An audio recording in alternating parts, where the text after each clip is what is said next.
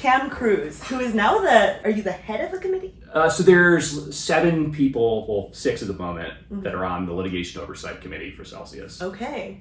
So it doesn't exist yet, but next month it should exist. Oh. And we need to go after everybody who owes creditors money. So is that your job? You're going after like the insiders, Alex Mashinsky, Krissy. Is Krissy considered an insider? Yeah, so she's one of, the UCC made her one of the co-conspirators, which is a great title.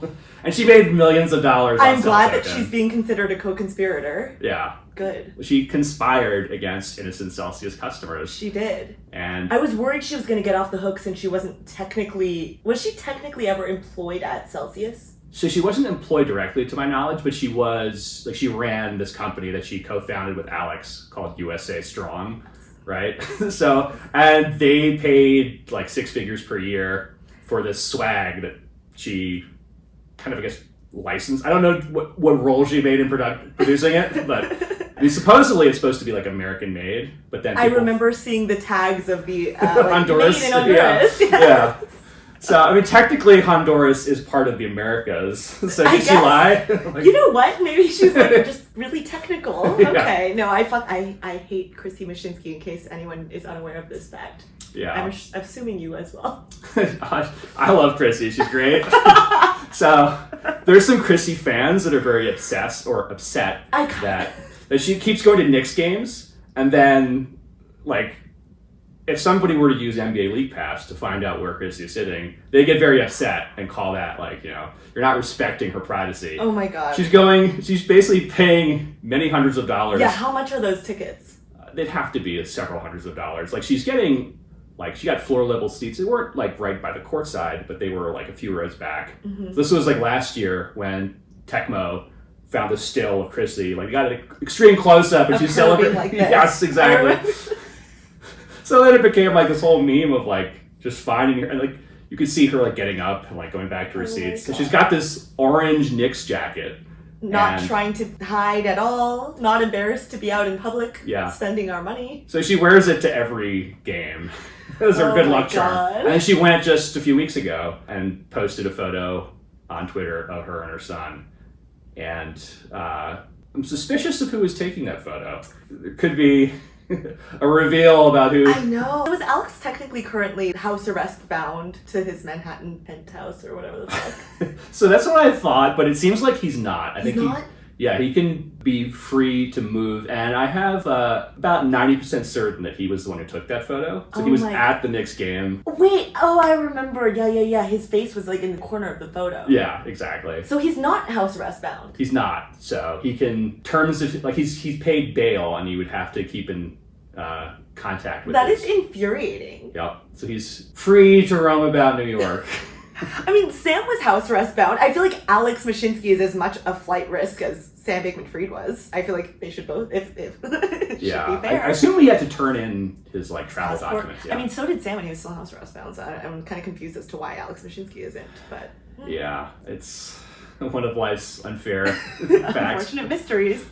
No, but so you are going after the insiders. Yes. Well, so there's also, it got more complicated because initially it was just going to be the litigation trust. Mm-hmm. And now the Brick Group is in charge of some of the illiquid assets, and they're going to be going after certain counterparties. So there's, like, technically that's also going to be under the litigation oversight committee, but there's now, like, these 2 bodies that are pursuing, you know, the different elements. Well, this is an exciting role. Yeah. Honored to be in the presence of someone going after Alex Mashinsky. You're going after specifically, like, all his money, basically. Yeah. I mean, I think the fact is that he's caused over $3 billion of damage to innocent people that thought that their money was safe based upon his representations. And then he took pretty much all his money that wasn't cell token off.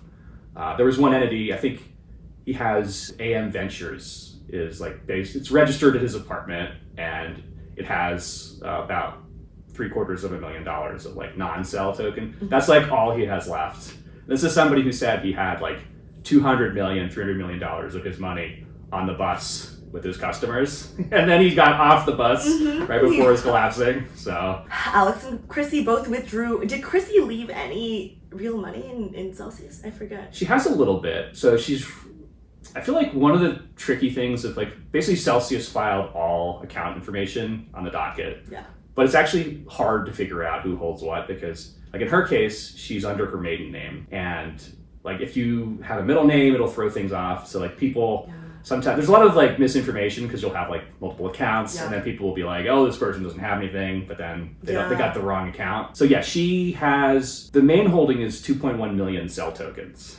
But that's down from 15 million that she was gifted from Alex a few years ago. Oh my God. So that's a lot of cell token that she dumped on investors. Like there were so many people that got duped into buying cell token, which was just a fraud token. Like it was supposed to be proof that Celsius was making money, but then it turned out that they never made any profits.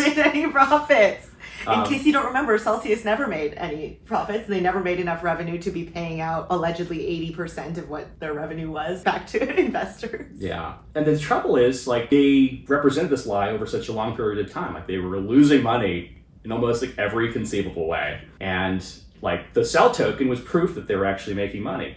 So like it was part of this fraud where, because I think one of the things that's really frustrating is that there's not a lot of sympathy for people that have their money on platforms like Celsius. Like, oh, you should have known the risks, this is crypto. But then, I mean, granted, like you look at a return that's like 8%, and you say, well, with any high return, there's going to come risk. And that's a fair observation. I think, like, I understood there could be risks, right? But you should be told when they're losing along the way. And like investors or depositors were not told about all the losses and failures. Oh yeah. If we just go through like a quick list of all the greatest hits from Celsius losing money. Let's do it. Oh, please give the greatest hits. Well, at first, like they were trying to raise $50 million from their ICO. Which is like, we're gonna raise this money, you get this cell token, and you're helping us build this amazing future of finance, this like next level of evolution from what banks are. And he tells everybody that they fully subscribed, they raised $50 million. But it turned out that they were short, like they didn't even get to 2/3 of that amount. And they were like 117 million cell token, and like out of 700 million total. They were trying to sell 325 million. And when they were short, Alex is like, okay, AM Ventures, my company, is gonna buy these tokens for $18 million. And then he like never closes on this. And like, there's an employee who like catches it like a year later. It's like, this is really messed up. Like, why is this still outstanding? We still haven't gotten the $18 million for it. And he gets bugged enough that he has to do something about it. And it turns out it's like the most bizarre deal ever. To buy the 117 million cell tokens, he borrows $18 million against the 117 million cell tokens he doesn't own. And then pays for them. Like, it's blatant theft. Like, there's no way. Like, if I'm going to buy your house and I take out a mortgage against your house to buy, like, that is not the way property works. And obviously, if any of us had known this, like, you wouldn't put your money. And this is basically from day one. Yeah, day one. ICO, so. Yeah. So, like, that basically blows out all the theories that he started with good intentions. It's like, no, he took shortcuts. He peddled this theory about, this vision about what Celsius was supposed to be, but he never came close to fulfilling it. So I think like a really good example of what it kind of is like is more like Theranos, where it's like, hey, I have this amazing like company that can create like these machines. You can do blood testing at home. It does, testing over all these things. It's like the next level of home testing. It didn't work. And the same thing with, I can create this great yield product, the next level of banking. It never worked. Like it's that. I feel like that's a comparison no one's been making. I feel like people have mostly been comparing Celsius to FTX, but I think you're kind of right that it is more almost like it's just a failed product. And it's like, sure, I mean, did he want it to actually be this great product? Of course. I mean, if you could succeed in creating it, then great. Yeah. But he just failed repeatedly and hid the failure. From day one. Yeah. Basically. And then, so like the SEC filed suit against him and pointed out that he did like this degen trading, I think it was in 2019, and went short Bitcoin. So he was like telling people, you deposit your Bitcoin on my platform and you're going to earn, it was like 4% yield or something like that. So he's asking people to go long Bitcoin and then he's shorting it. So he just like decided to just go rogue and short Bitcoin. And of course, didn't go down. So he lost money. And I think he lost something in the range of $15 million. And then to bail himself out, he did a round of Series A financing. So he went to people like Simon Dixon and Tether, and they became Series A investors. and all of a sudden there was money again to keep the company going. And I think the way to look at it is he kept running into these failures and then finding ways to get around the fact that he kept losing money. So he borrowed like over $1 billion. I think at one point he had borrowed $1.8 billion from Tether. So like they were the Series A lead investor and they loaned all this money.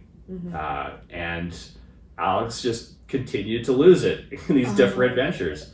So like there was Badger DAO where there was a hack, which you can't blame them for the hack, but they trusted this pretty risky DeFi entity. And then they were given, this is something that Dirty Bubble, I think first broke. Shout out Dirty Bubble. Yeah. Also, you have impeccable memory. Like I obviously, like I remember just the outlines of all of these, but I feel like you remember the dollar amounts. Very impressive. Well, now I might be making some errors, so please correct me in Tiffany's comments. I'm kind of like the detail. I would be completely wrong. You're like, I might be wrong. Yeah, but ballpark. I'm sure you're ballpark. He's ballpark. I trust Cam's memory in his brain. It's sad when certain numbers get seared into your memory. It's like, please wipe this out.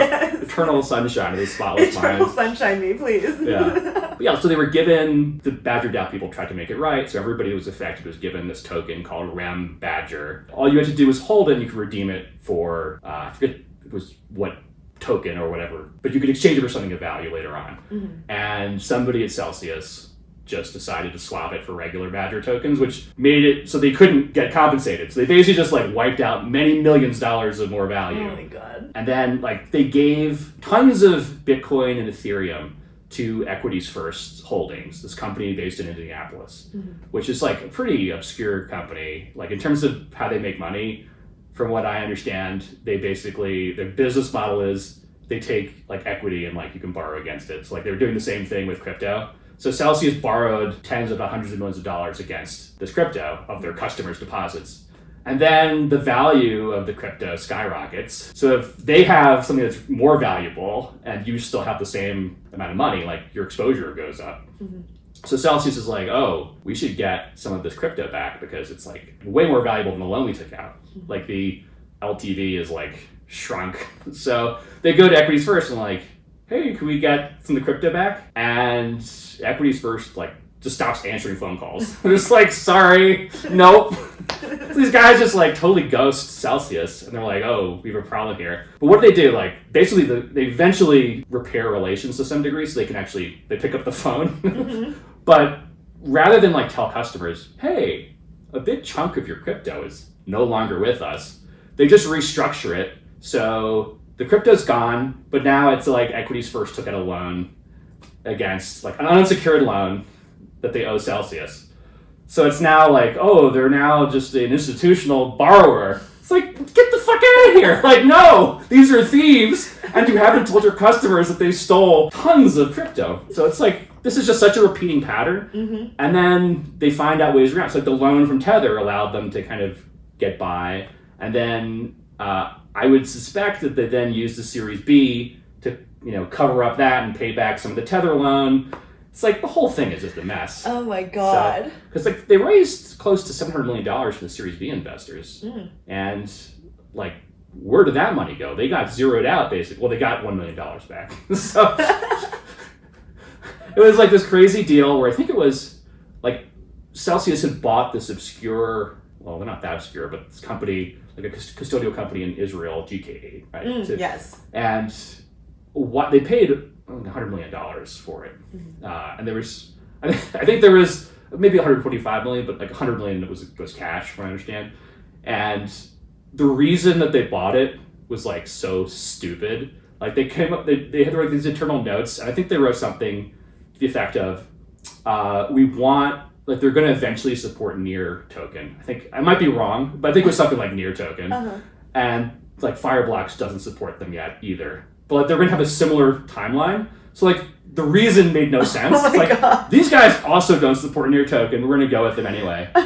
So like they basically, I think it was, they paid over 100 million and then they sold it in bankruptcy for like 44 million or something in that range. I remember we took a big hit. Yeah. And then the Series B people took 25 million of that. But then their lawyers took 24 of the 25. So they got literally $1 million back. It's like, It's so awful. comically bad. Yeah. I like the introduction of greatest hits. Yeah. Celsius's greatest hits. It's just so bad. There's very few business partners of Celsius that they haven't been in legal battles with. I hope you guys enjoyed this video with Cam Kruse. It was actually a much longer conversation, but I just wanted to put out a somewhat shorter video before I edit the rest of the video. So I'll leave Cam's links right here and in the description box. And if you want to stay tuned for the rest of the conversation, I will post it soon so you can subscribe to me and obviously subscribe to Cam Kruse. I also wanted to give a shout out to my sponsor, Aura, who I actually think is incredibly relevant to Celsius customers. In case you don't remember, early on in Celsius's bankruptcy, one of Celsius's vendors called Customer.io actually leaked a bunch of Celsius customers' information and email addresses. This leaves Celsius customers particularly vulnerable to phishing scammers and hackers. Well, Aura combats this issue. Aura is basically a data security and identity theft protection company that protects you from scammers and hackers by scanning the web and the dark web constantly for your personal information like your emails, passwords, social security number, home address, etc., and alerts you immediately if it finds anything and automatically requests removal for you. Aura has actually found a ton of my personal information like my passwords, my email addresses, my home address, and my phone number leaked out there on the internet, and they've automatically alerted me and successfully removed that for me. So I actually pay for a monthly Aura subscription. It literally comes right out of my own bank account, but Aura is actually offering my followers a 2-week free trial at aura.com/Tiffany or using this handy little QR code right here. Aura's actually got a ton of other useful features like a VPN, a password manager, financial fraud protection, antivirus software, etc., all wrapped into one package so you don't have to pay for like 8 different subscriptions to things. But I actually think it's completely worth a try, especially for Celsius customers, just so you can combat this issue of us being particularly vulnerable to hackers and scammers who are trying to get access to our crypto. Thank you for watching my video. I love you so much. Bye.